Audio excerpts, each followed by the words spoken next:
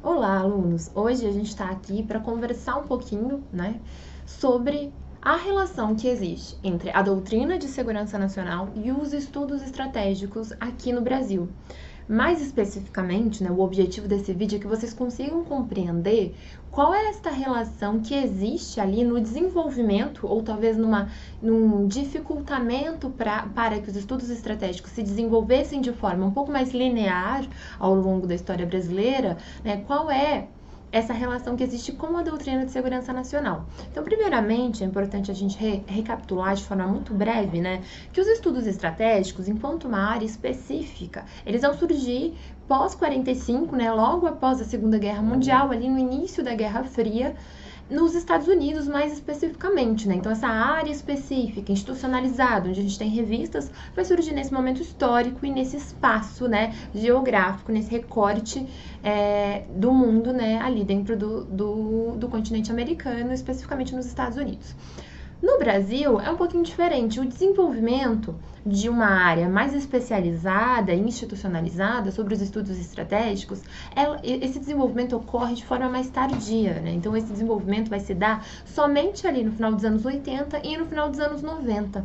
Então, a gente não tem um desenvolvimento de uma área específica, institucionalizada. Isso não quer dizer que não se estava pensando a respeito da estratégia ou a respeito das relações militares, das relações civis militares ou do emprego da força ali com fins políticos, com fins estratégicos para o Estado brasileiro, Mas quer dizer que uma área mais específica, com periódicos, com programas de pós-graduação, com eventos acadêmicos específicos, ali um círculo onde os pesquisadores dialogam sobre o tema da estratégia, vai se dar somente ali no final dos anos 80 e início dos 90.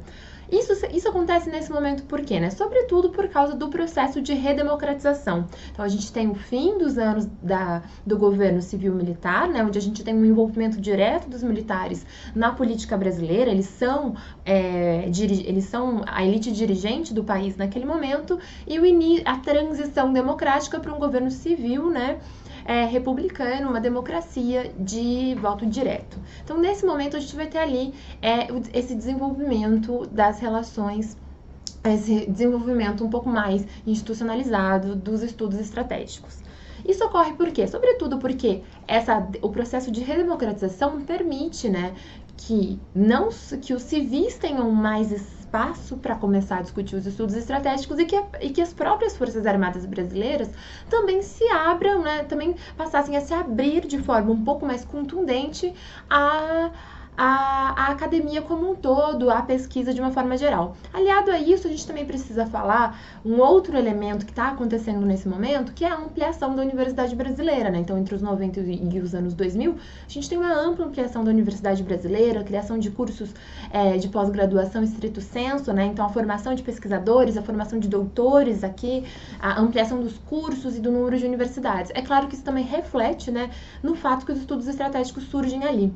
Mas e qual é a relação para esse surgimento tardio com a doutrina de segurança nacional, então, Então, vocês vão lembrar, vocês já devem ter visto bastante, que a doutrina de segurança nacional, ela é formulada, elaborada, pela Escola Superior de Guerra, ali logo após a Segunda Guerra Mundial, lá pela década de 50. Isso quer dizer o quê?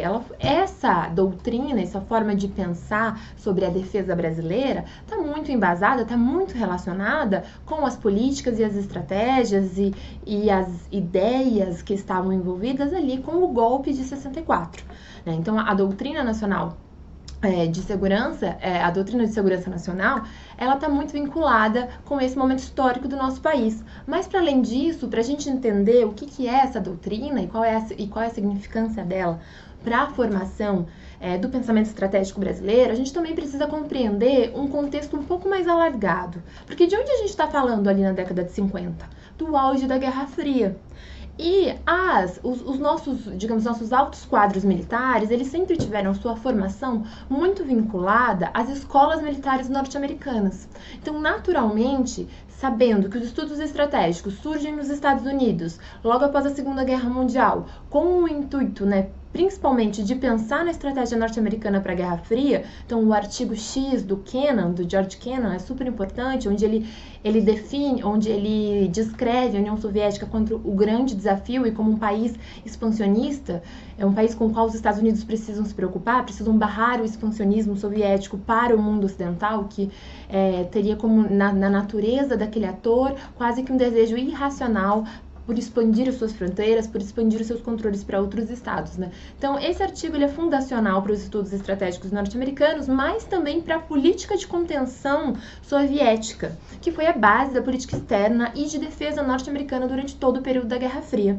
Como os nossos militares, né, os nossos quadros, altos quadros, aqueles militares que queriam compor o pensamento estratégico brasileiro tinha a sua formação muito vinculada com os Estados Unidos, também começou-se, né, a se construir aqui dentro, né, uma ideia de que a gente precisava pensar não apenas numa doutrina de segurança nacional que se voltasse para as ameaças internas, mas também a gente precisava começar a pensar numa doutrina de segurança nacional que se voltasse para as agitações internas, né, para as ameaças internas à estabilidade, à ordem do Estado brasileiro. E quem naquele momento histórico representava essa ameaça, essa agitação interna? Era a ideia dos comunistas, né, do comunismo internacional, advindo desse expansionismo soviético, mas que tinha aderência em determinados grupos aqui dentro do país. Então, essa forma de se entender a segurança nacional, não tão mais voltada como tradicionalmente ela era, né, para o externo, para as ameaças externas e para a defesa das nossas fronteiras, é fundamental ali para dar base, né, para o golpe de 64 e para a instauração de um regime civil-militar, né, com bases repressivas, né? Então, a gente tem essa relação. E o que acontece? Por que essa forma de se entender a segurança nacional acaba sendo vinculada com esse desenvolvimento tardio dos estudos estratégicos aqui no Brasil? Então, tenham em mente que aquilo que estava fomentando não só a nossa política, mas também a própria forma de formular o pensamento estratégico brasileiro naquele momento, era uma doutrina que tinha um empreendimento, que tinha um direcionamento prático muito claro, que era o regime civil-militar, né, e a contenção dos supostos grupos comunistas que existiam aqui dentro e que ameaçariam a ordem interna brasileira. Então, a gente tinha ali uma doutrina que é o quê? Altamente ideologizada e altamente vinculada às práticas políticas daquele momento histórico. Então, o que acontece é que, como a gente tem o pensamento estratégico brasileiro fundamentado, informado, assentado dentro dessa doutrina naquele momento e de forma bastante enraizada, então o exército tinha um forte domínio. E quando eu digo o exército, era os quadros do exército que tinham até mesmo um domínio, eram hegemônicos frente às outras forças armadas brasileiras, frente à Marinha e frente às à Força Aérea. Como é que eu sei disso? Porque quando a gente olha lá para os quadros que compunham os grandes, o Estado-Maior, né, que compunham a Escola Superior do Exército, enfim, esses grandes quadros, que normalmente tinham distribuições rotativas entre essas forças armadas, então os grandes, os oficiais com maior grau, eles ocupavam isso sempre de forma rotativa, então uma hora ia alguém da Marinha, outra hora um outro oficial do Exército, outra hora alguém das Forças Aéreas.